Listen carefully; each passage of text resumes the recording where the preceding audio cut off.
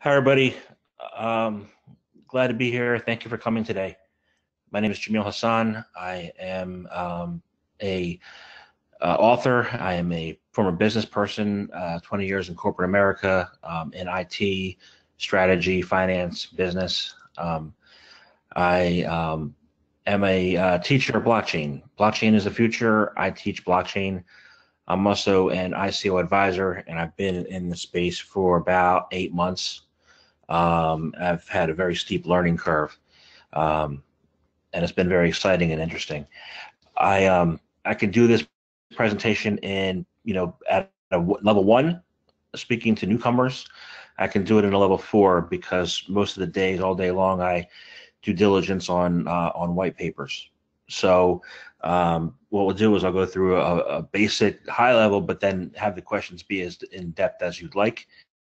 I'll do 10 minutes, then 5 minutes questions, and 10 minutes slide, then 5 minutes questions, etc. I'll start, and as questions come in, please send them in, and we can get into them. I'm going to give an overview. I started the very first thing I did back in last May was I read The Business Blockchain by William Augier. It's a great business walkthrough of how the blockchain works at a business level to create efficiencies and opportunities for companies where it didn't exist before. And I had the opportunity also to talk to Richie Atuaro a couple of times. He created an excellent book called Blockchain Trust Companies. And what that book is, it tells about how big companies will be replaced by a trusted version of themselves. There are a lot of processes within companies that are inefficient and that can be, really changed dramatically when they're on the blockchain. And one of the very first things that I did when I was in the space is I took a trip to Las Vegas and I had a meeting with the man who called himself the CEO of Bitcoin Inc. at the time, who was a former architect of the Bitcoin blockchain. And he walked me through for a day and a half everything he knew. So I got a tremendous understanding of what the Bitcoin blockchain does and how it works. And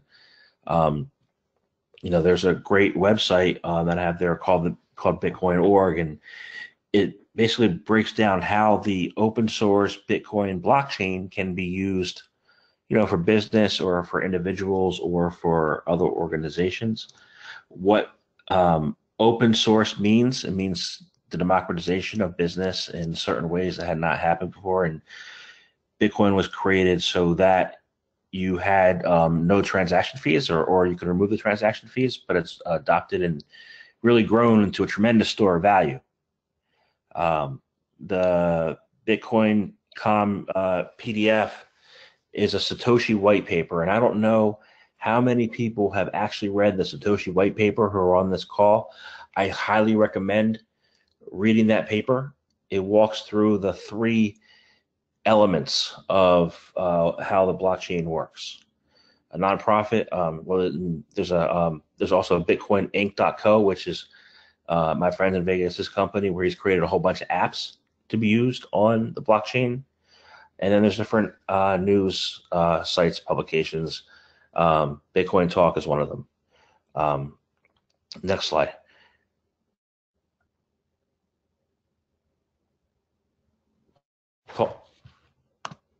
Paul, next slide.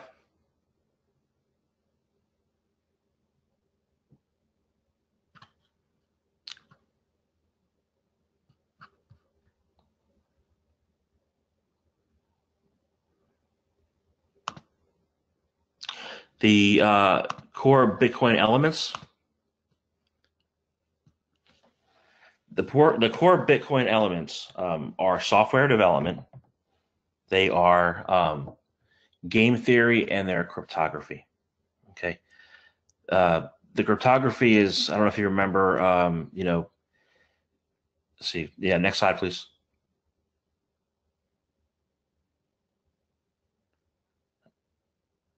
I remember growing up, they had these decoder programs and guides, and you would, create puzzles using the decoder. Basically, the letter A would be 0001, and the letter B would be 0100. So every single letter in the blockchain gets coded a different, coding number. That's cryptography. And then game theory is Bitcoin was designed to create and solve the general Byzantine problem.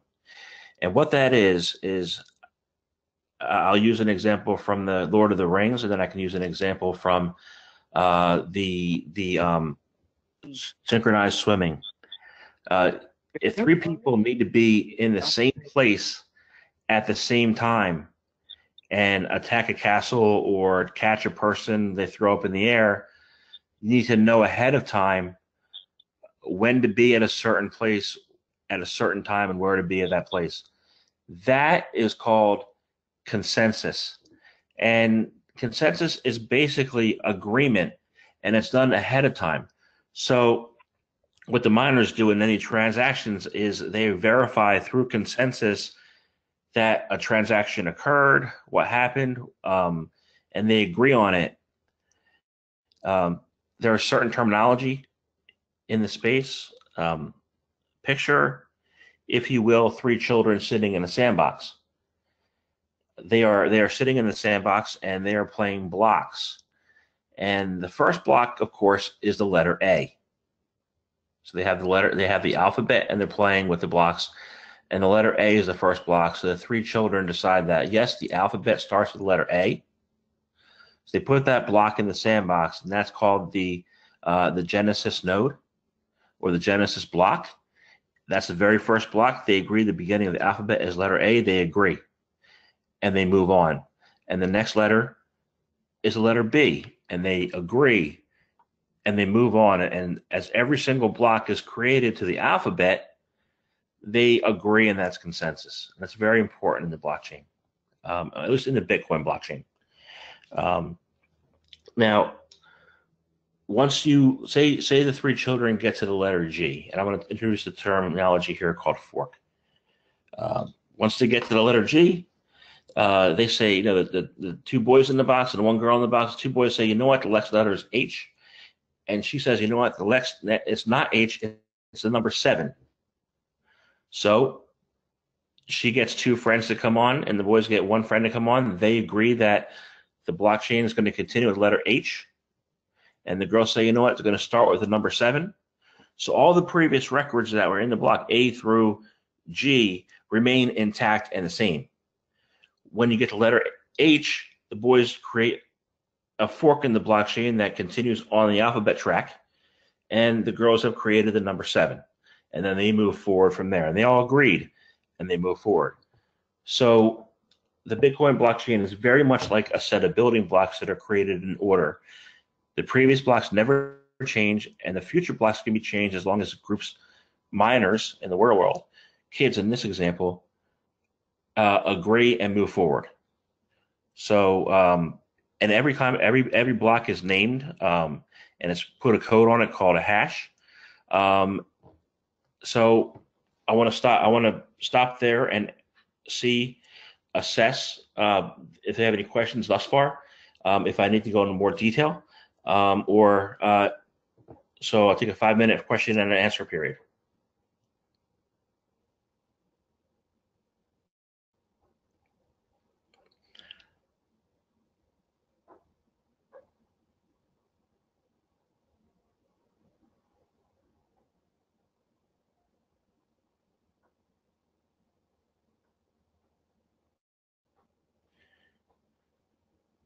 Any questions?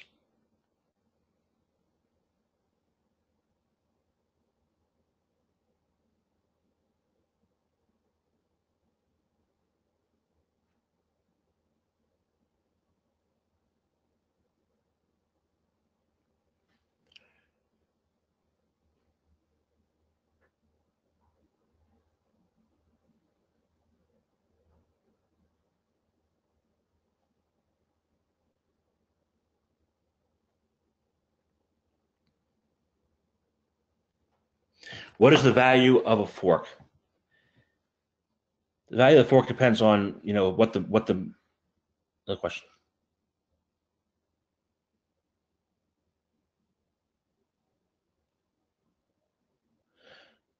The value of the fork is depending on the value of the blockchain.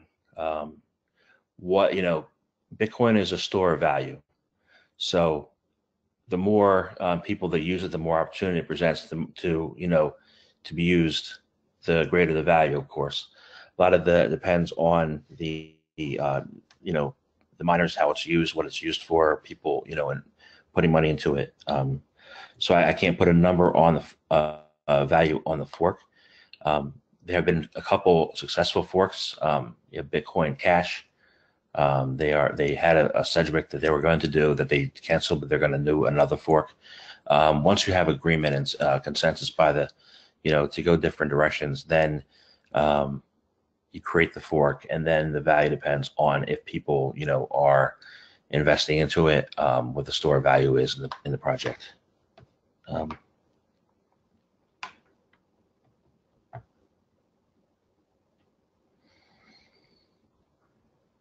Okay. Your description would indicate that the blockchain is not particularly efficient. There are many, many, many uses for blockchain. There are certain things that it shouldn't be used for.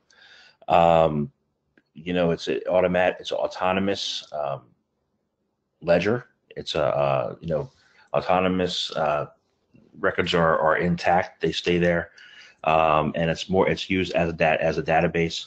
Bitcoins, of course, is used as store of value, but and I'll get into smart contracts later with Ethereum. How do you have any example to explain the blocks concept? Yes, I did. I explained using the children in the sandbox. You create the block, and you move on to the next letter, and the next letter. Once you have agreement on the first letter, you move on to the next one. Those blocks are in place; they stay there. They're uneditable. Let's see.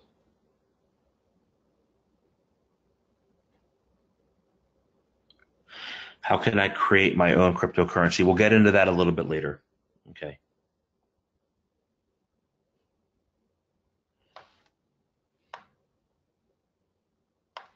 Okay.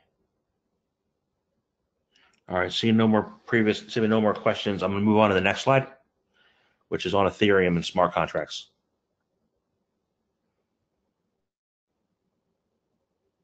Okay. Ethereum was a project that was created to, based on, and the website is ethereum.org, and a smart contract. I've seen a lot of people, talk about, smart contracts, and the best example that I have for a smart contract is Sally sitting on her dad's lap at the computer for Burger King.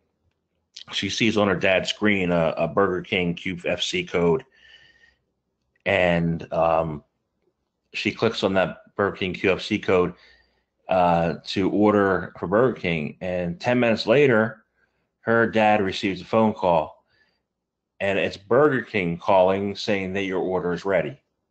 Now, Burger King doesn't call people to tell them the order is ready, and you can't order ahead.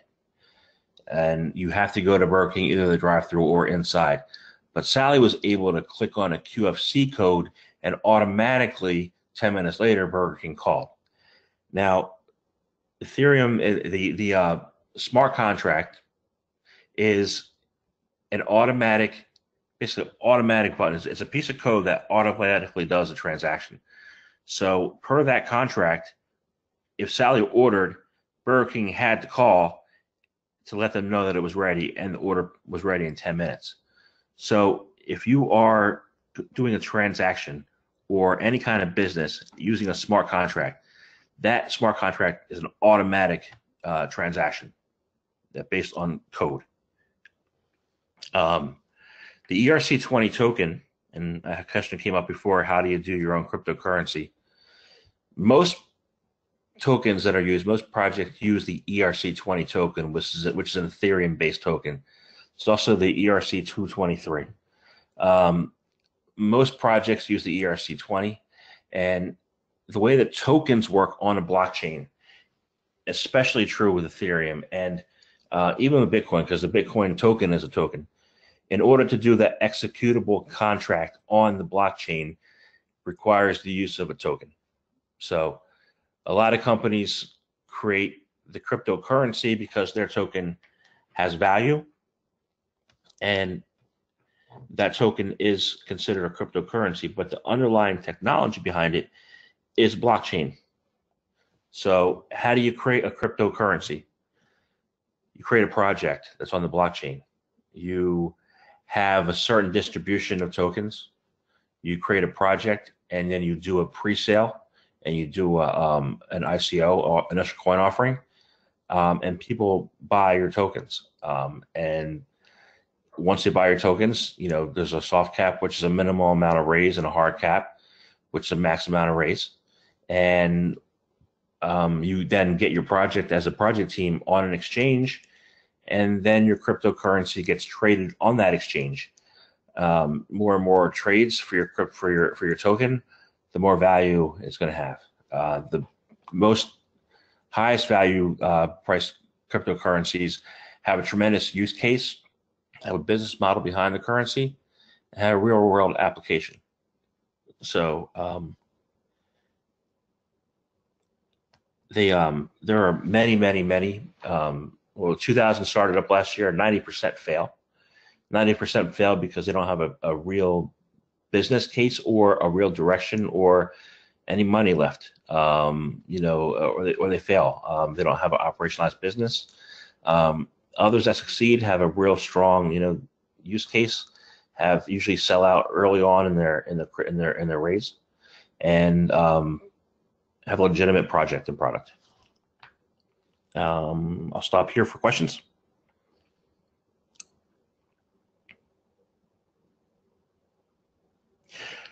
Can I describe a use case for Bitcoin? Bitcoin was designed to have all the other straight line, simple blockchain projects attached to them through, like a side chain or in a certain way, similar blockchains. If you look on GitHub, a lot of coding projects are out there, and that are similar to the Bitcoin blockchain. There hasn't been a real valuable use case recently because the energy cost of mining Bitcoins is so high right now. It takes up a lot of energy to solve the math equations that are required as part of the blockchain to get the coins out. So.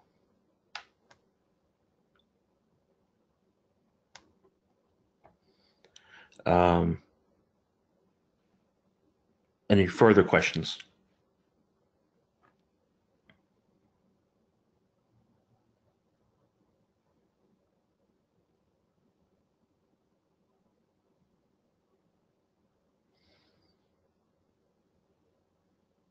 No? Okay, let's move to the next slide. Okay. Buying, selling, and trading. This is probably a fun one. In the US, the most commonly purchased coins for Bitcoin, Litecoin, and Ethereum are done through Coinbase. And I got a question that goes back to the last one. It goes, how does mining work? Okay. So how mining works is basically the Bitcoin blockchain is created using math, statistics, and solving mathematical equations. So in the very beginning, these equations were very simple. They're based on Poisson distribution, and they're statistics questions. And if you answered them, then you mine out a piece of digital Bitcoin. So you solve an equation, and you get a piece of digital money as a result of solving that equation.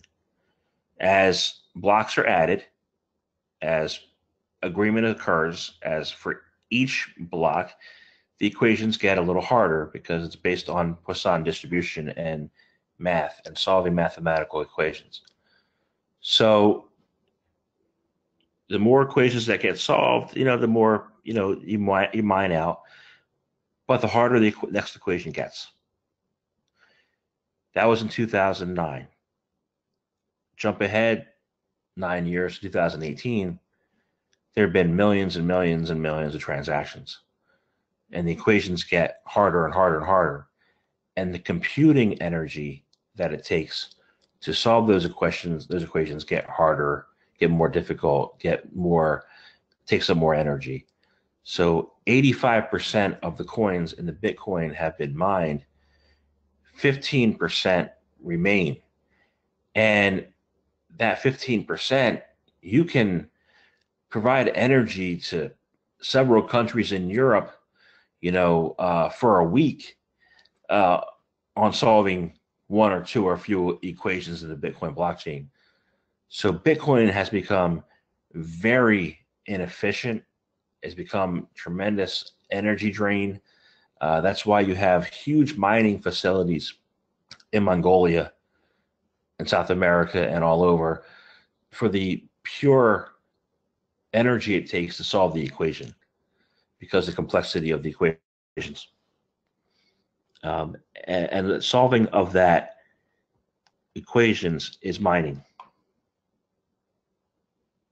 Let's see.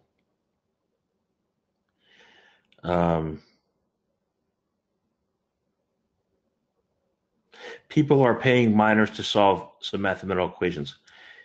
Yes, they are paying for those equations to get solved. The more and more equations that get solved, the more and more Bitcoin, is available. Like I said, 85% has been mined. How does that equation get hard? The more and more equations that are solved using Poisson distribution and statistics, the harder it is not only to solve, but for the hackers to catch up. So hackers are always trying to hack the Bitcoin out, and they're not efficiently able to. As more and more equations get solved, the more and more blocks get created, the hackers have to recreate those equations that are already agreed upon. So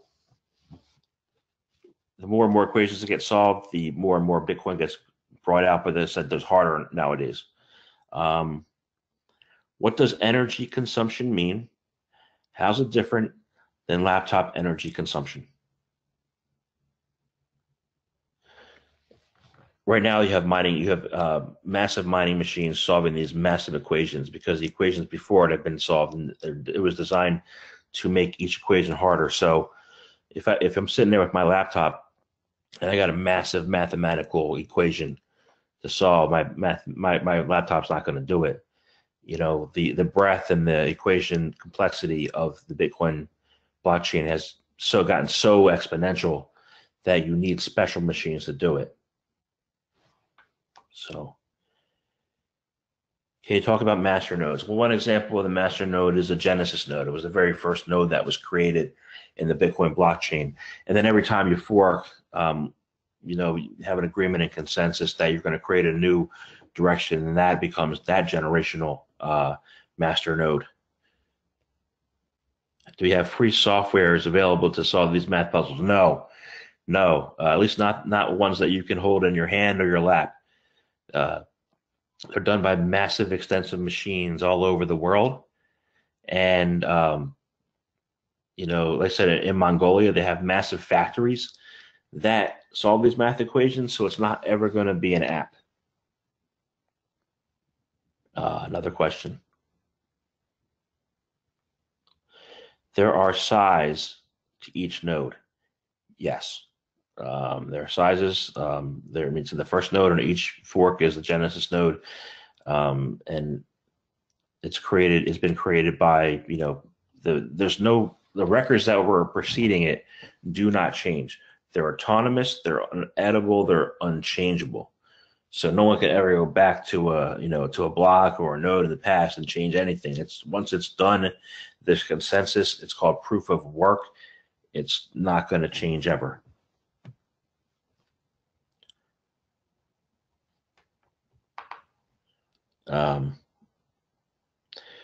Does forking means reduce it or increase? Never. It just means create a new path. So like I said, if you created blocks in the alphabet using A, B, C, D, E, okay, and you want to create the next block as F, and three people, and you 3 people or more people decide that one direction, yes. Okay, we're going to have the letter F. The next direction, we're going to have the number 5, and you all agree, then you've created a fork in the blockchain. And how about proof of stake coins where you purchase enough to be a master node? And in the Ethereum proof of stake, there are different people who hold a different number of coins and have preference as to the transactions and validating transactions on the Ethereum blockchain. Bitcoin is completely autonomous and completely everybody has an equal say. Ethereum, yeah, if you hold more, you do have a greater say, and that's the concept and one of the concepts of the proof of stake. What else we got?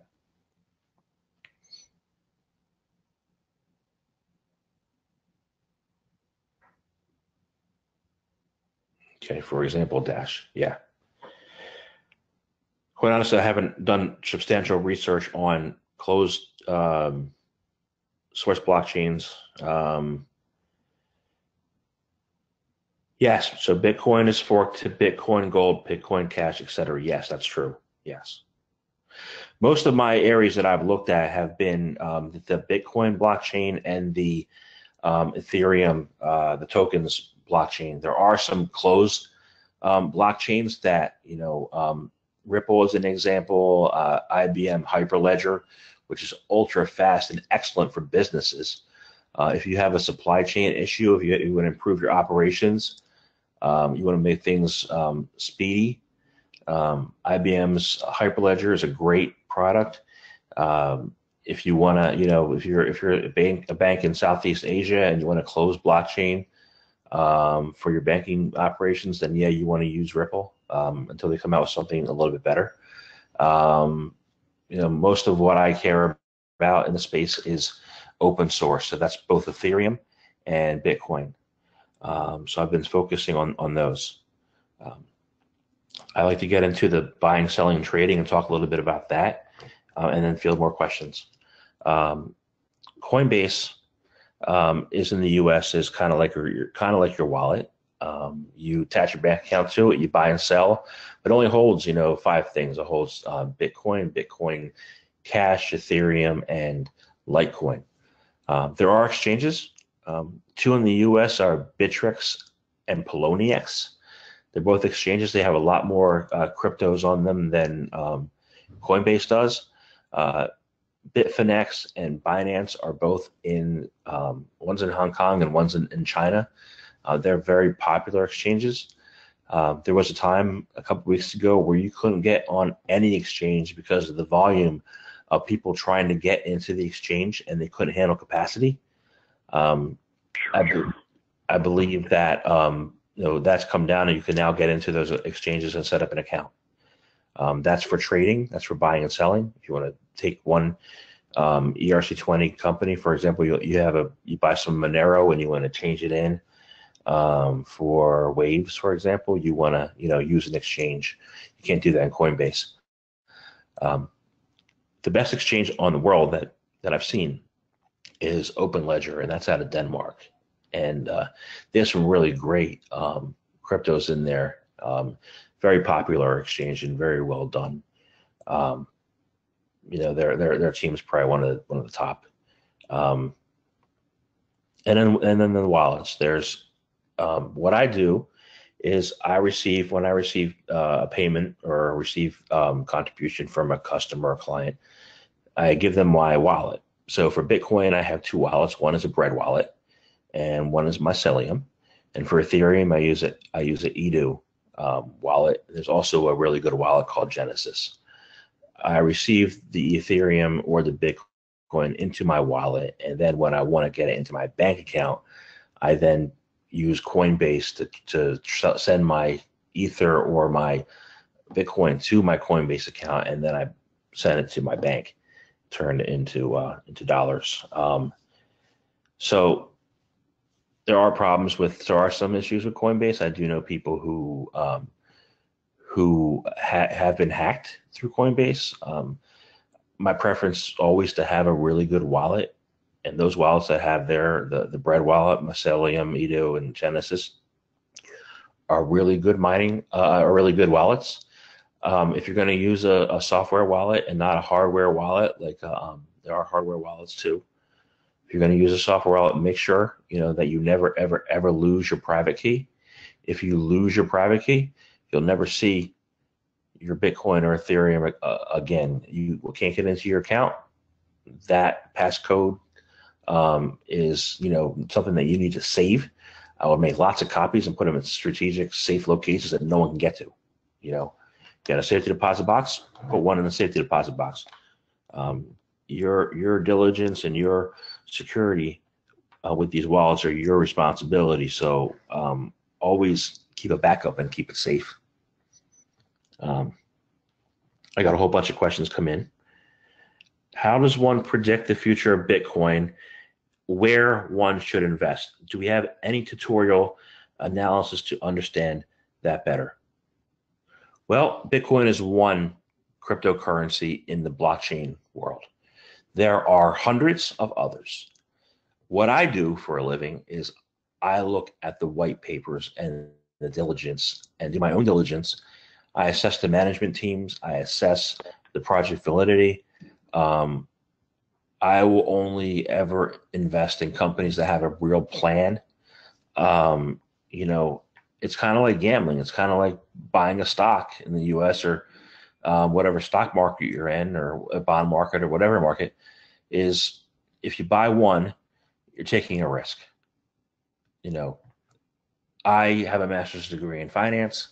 I grew up learning that it was important to create a portfolio, hold 20 or 25. So I diversify away the risk. I think it's important to look at the cryptocurrencies as the same way that you look at traditional investments. I stress that to friends and people who ask me. I'm not a qualified investment advisor, but I will say that that's what I learned, that the way to diversify risk is to hold several, not just one. And I can provide tutorials and analysis, but that's the golden rule. How can Bitcoin impact other coins like Ripple and Ethereum? Well, Ripple's a closed blockchain, so my focus is on open source. It does impact other coins based on the store of value. Whenever I've seen the Bitcoin increase in price, I've seen other coins increase in price. And when I've seen Bitcoin decline in price, I've seen others decline. Until recently, Bitcoin's about 10.5, and Ethereum's up to 1,000 or so a coin. So, Ethereum has many, many, many different uses than Bitcoin. Bitcoin is a store of value, kind of like money. The simplicity of the Bitcoin blockchain, has value. Ethereum has probably some of the most intellectually intelligent people in its ecosystem on the planet. A lot of smart people, a lot of great ideas. It's not just for business. There are social impact projects going on around the globe that rely on the smart contracts and Ethereum ecosystem. I just went to a conference a couple months ago that was on social impact. It's not just money and not just coins, but the blockchain itself and the ability to use it is what the game changer is in these open source projects. Which one are fundamentally good digital currency? How to access that? Yeah, accessing it through the wallet, through the exchanges. You can purchase through the exchange. If you are a qualified institutional investor, you can get into some of the initial coin offerings overseas. There are some that are disqualified from U.S. investors altogether. Internationally, people can invest in other coins as long as the white paper dictates what countries are allowed and not allowed. There are KYC laws. There are a lot of securities regulations in the U.S. around this. And I know they're having relationships with other countries where other countries are now, like Europe, are now adopting some of the US regulations. So it's an industry that's headed more towards regulation, and that's a good thing because it gives everybody structure and rules around the raise for your projects. Any other questions before I move on to the next one?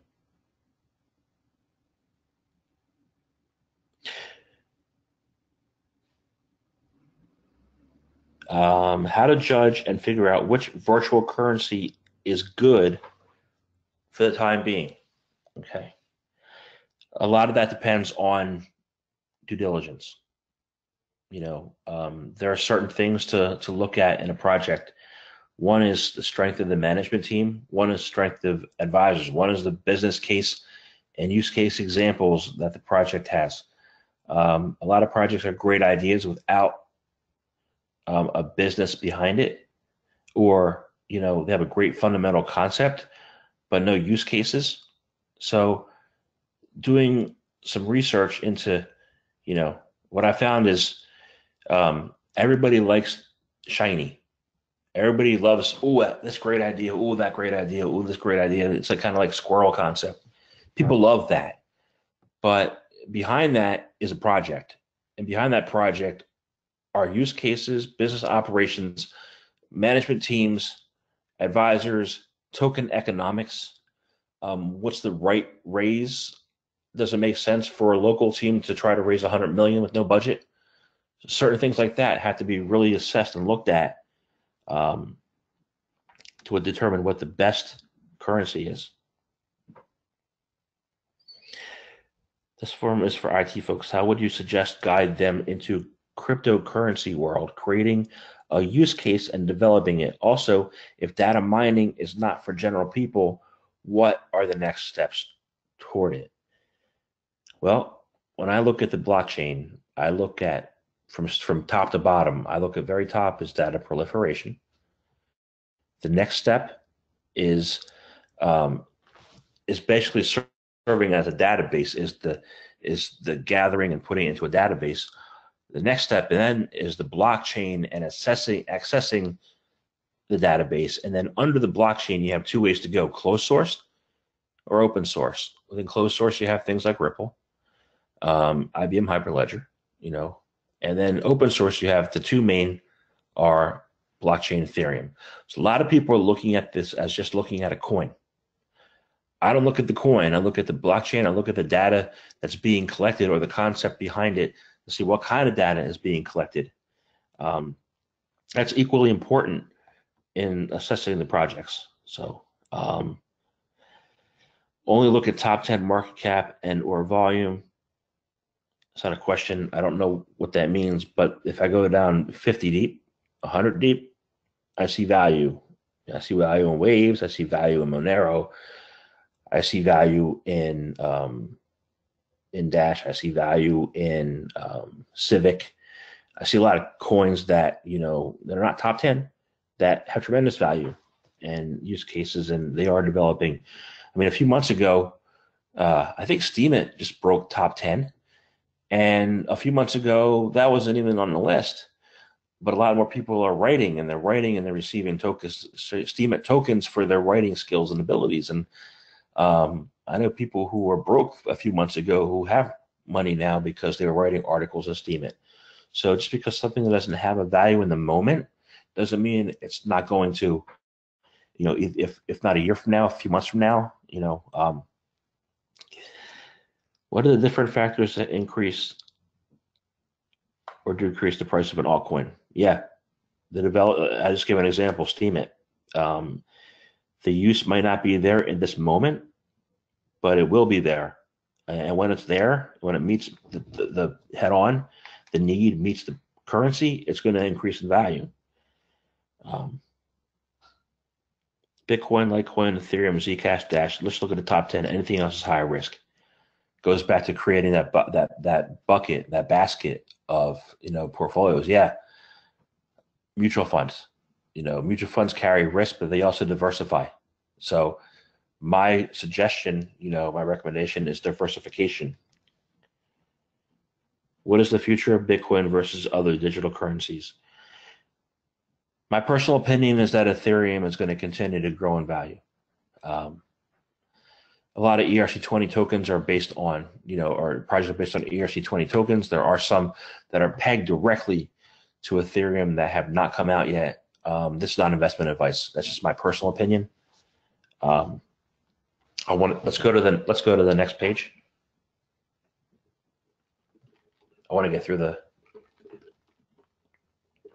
all right. So the top altcoins, and if you want to find a list of the top altcoins, go to the tokens list, either CoinMarketCap or the ERC20 tokens list. They will give you a list of the hundreds of cryptocurrencies. As I said last year, I think a couple thousand tried to come on board and 90% failed. 90% failed because the lack of operational and business experience by the inventors or entrepreneurs, or no vision for how to operationalize long-term the project. This year in the US, we just had a tax break. So some companies are going to have, some money to spend. I hope that they spend, the excess cash that they're going to have on open source blockchain projects. That would be awesome. The adoption of the projects would help their businesses, I believe.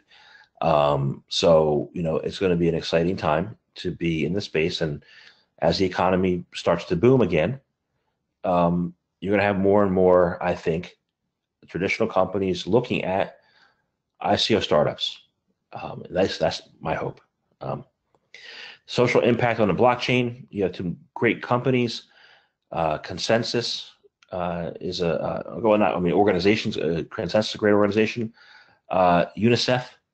I attended a blockchain conference a couple months ago, and the headline speaker was Monir Mustafa, who was with the White Helmets in Syria. There were a lot of presenters there. So open source blockchain technology is not just used for business and for commerce and for currency. It's used for causes. It's used for opportunity. The democratization element of the blockchain enables anybody anywhere to take their hobby and turn it into a business or into a organization or club if it's a utility. There are use cases that have not even been thought of yet with this technology, which I've been telling my friends that I compare it to movable type or the airplane. That's how much I think that this is good. This is a tremendous invention. So the ICOs that I'm on are Zaha, which is an educational platform, EdTech, and Asset Token, which is credit card reward points. But there are, and I advise about 8 companies right now. But there are advisors and there are people all over the world who are getting involved in business where, they wouldn't have been involved in business before. So it's just starting out right now, and it's a great pathway to move forward. So yeah, what is the future of Bitcoin and other digital currencies? I'm writing a book right now. I'm almost done. I'm talking with people across Middle America who never heard of Bitcoin or blockchain, helping them to look at what their projects are that they care about, that they want to do, and helping them explain to them how the blockchain can help. Anybody has an idea for a business. Anybody has an idea for for a hobby or interest or a club organization, or for local community or for the world community, that can be used. You can use an autonomous ledger with tokens like a ERC20 token or Ethereum to really build that up and create it. So I think the future is untapped. And as far as business perspectives, I want to talk a little bit about business in the future. There are a lot of companies with inefficient processes in their operations and in their DevOps. They very inefficient, and a lot of silos and organizations. And what the blockchain can do is it can flatten those silos and it can create operational efficiencies again, so that companies have the opportunity to take their hard-earned money reinvest it into themselves and build businesses again. There was a time where people were focused on cutting costs. With the blockchain, you don't the focus can move from cutting costs to building and branding and R&D. I'll take questions. How do we create a use case of cryptocurrency blockchain for a retailer, specifically IT division of a retail company? That's a very good question, because you recently had a company come out, Kodak, who issued a ICO, did their own digital token, right? So the question becomes, do you do the digital token on the whole company, or do you do it on a subsection of the company? If you do it on a subsection of the company, and a good example for a subsection of a company would be like somebody like an Amazon or an Alibaba, where you have a huge, massive company, and you can have a portion of it be on the blockchain if you want that portion of your business to be an open source business. One of the leaders in the blockchain space is in the US. There's an exchange, T0 overstock.com, that is building out the blockchain capabilities. So you can put a cryptocurrency on a whole entire Fortune 500 company retailer and make a complete company open source. But a better case, probably, if you don't want to have the whole entire company be open sourced, is you offer a coin on your subsection of the company that you want open sourced. I don't think that's restrictive.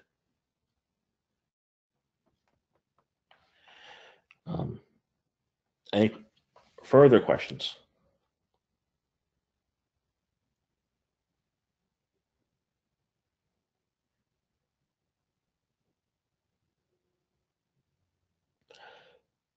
I know I covered a lot in the hour. I'm trying to explain the ecosystem and the best. Other thing I have to add is as far as the ecosystem is, the Bitcoin has a global reach. I've seen it, and I have had contacts in every country. I've seen people, use both Bitcoin and Ethereum to improve the quality of lives, and that's all over. And I have a notification. And the way that's done in Asia is different than the way that's done in Europe and in the US. Does that hold true for brick and mortar retailers as well? Yeah, absolutely. If you're a small brick and mortar, it makes sense to put your organization on the blockchain. If you're large, then it makes sense to put a portion of it on the blockchain. I'm in an M&A organization because I'm a licensed M&A advisor, right? That organization is putting their whole entire membership on a blockchain for ease of communication within its members and transactions. So I'm helping with the idea and the concept how to build that up and put the organization on the blockchain.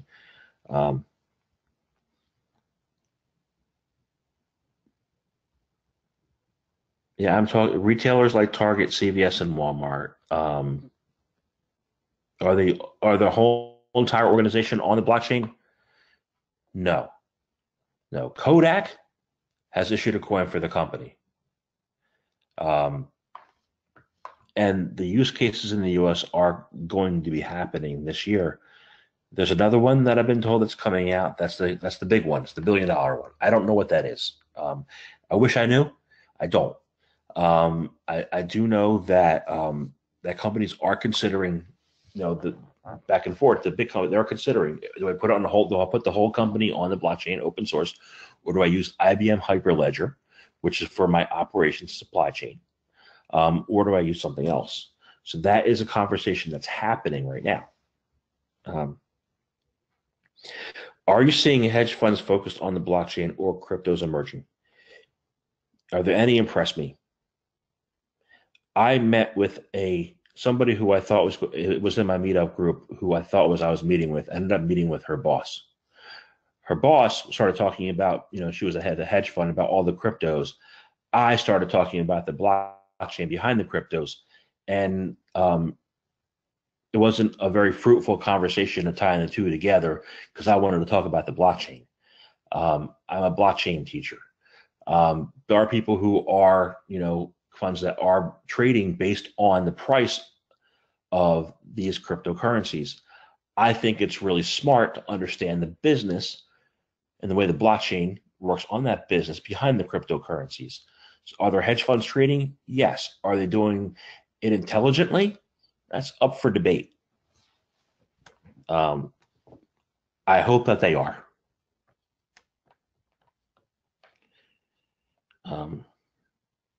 Anything else? Any other questions?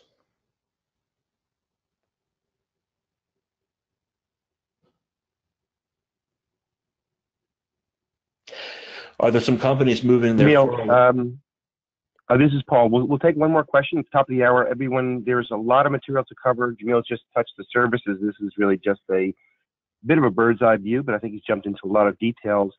We'll definitely encourage you to also not only send questions to the help desk, but also give us your feedback. That'll give us an opportunity to feedback to Jamil some of your ideas, and then either conduct a deeper dive or maybe even conduct a public webinar on the subject. But again, Jamil, take a few more questions, and then we'll wrap it up.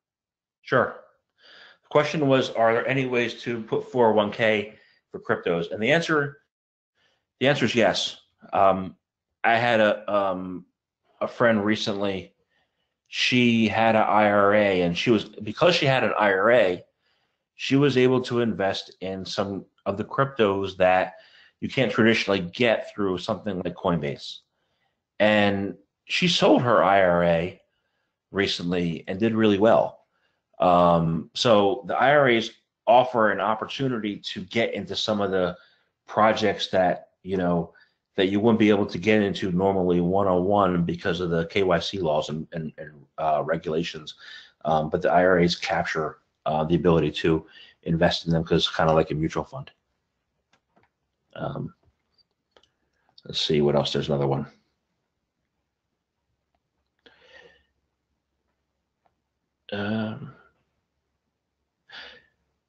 I don't see any more coming through. So I hope that I was able to give you guys a good overview of some of the things that are going on globally. And if you want more information from me, I teach blockchain, and I'm happy to help you in any way I can. Thank you very much, Jamil. Great program. And again, please do give some feedback on the link that you received on the right side. It's this link.